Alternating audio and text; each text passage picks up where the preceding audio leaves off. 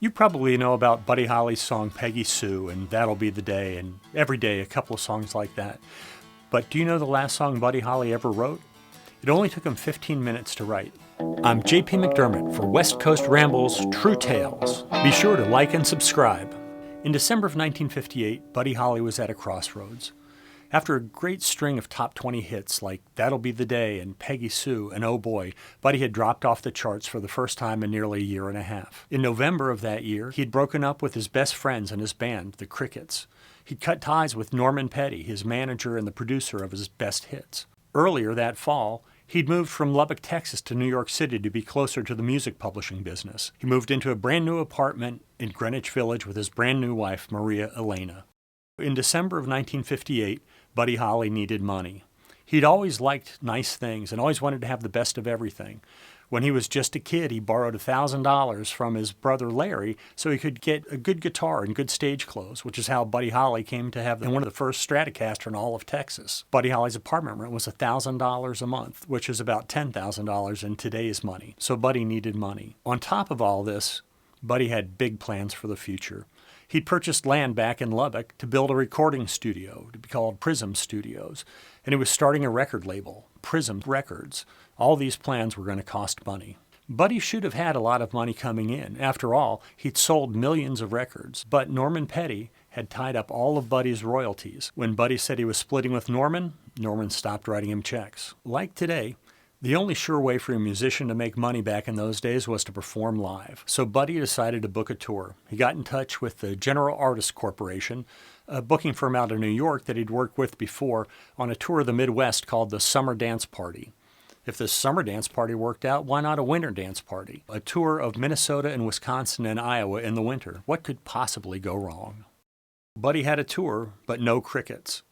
He was going to need a band, and fast. The tour was set to start on January 23rd in Milwaukee, just about 3 weeks away. With all this in mind, Buddy and Maria Elena flew to Lubbock to celebrate Christmas with the Holly family. While he was in Lubbock, Buddy decided to do what he'd always done for fun, go to the radio station and hang out with some friends. Station KLLL in downtown Lubbock was owned by two brothers, Slim and Sky Corbin, who Buddy had known for a long time. Slim and Sky also employed a good-looking young DJ by the name of Waylon Jennings. You might have heard of him. Buddy was a big fan of Waylon's. He liked the way that he sang. In fact, he liked it so much that he had produced Waylon's very first recording back in September. Waylon was going to be one of the artists that was featured on Prism Records once that got off the ground. Now, Buddy got it into his mind that Waylon was going to be one of the Crickets on the next tour.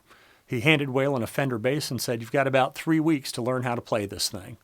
Waylon may have protested a little bit, but Buddy was very persuasive. While Buddy and Waylon and Slim were hanging around KLLL, they got to talking about songwriting, as songwriters do. Buddy said it was pretty easy to write a rock and roll song. This led to some discussion and some dispute, and the story is that somebody bet Buddy that he couldn't write a song in 20 minutes. Now, I'm not sure who that guy thought he was talking to, but Buddy came back in about 15 minutes with a brand new song, Youre The One. They decided to make a quick recording of the song right there at the production studios at KLLL. Buddy borrowed a guitar, and Slim and Waylon joined in, clapping hands more or less in time with Buddy's beat. For their percussive efforts, Slim and Waylon eventually got 25% of the songwriting royalties for Youre The One.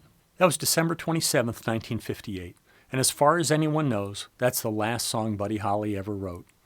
Just 6 weeks later, Buddy would get on a small plane in the cold, dark Iowa night, and one of the most creative voices in the rock and roll era was silenced. But he did leave us this one last great song, Youre The One.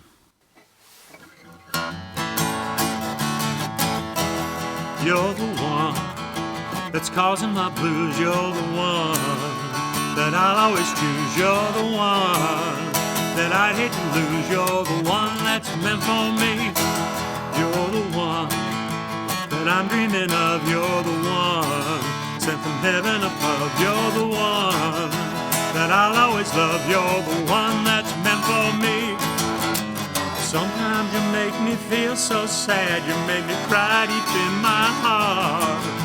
I feel like an actor in a play that doesn't fit the part.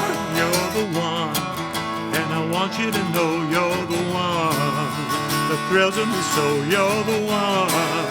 I can't let you go. You're the one that's meant for me.